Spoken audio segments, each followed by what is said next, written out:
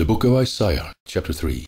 For, behold, the Lord of hosts, doth take away from Jerusalem and from Judah the stay and the staff, the whole stay of bread and the whole stay of water, the mighty man and the man of war, the judge and the prophet and the prudent and the ancient, the captain of 50 and the honorable man, and the counselor and the cunning artificer, and the eloquent orator. And I will give children to be their princes, and babes shall rule over them, and the people shall be oppressed, every one by another, and every one by his neighbor. The child shall behave himself proudly against the ancient, and the base against the honorable. When a man shall take hold of his brother of the house of his father, saying, Thou hast clothing, be thou our ruler, and let this ruin be under thy hand. In that day shall he swear, saying, I will not be an healer, for in my house is neither bread nor clothing. Make me not a ruler of the people. For Jerusalem is ruined, and Judah is fallen, because their tongue and their doings are against the Lord, to provoke the eyes of his glory. The show of their countenance doth witness against them, and they declare their sin as Sodom. They hide it not.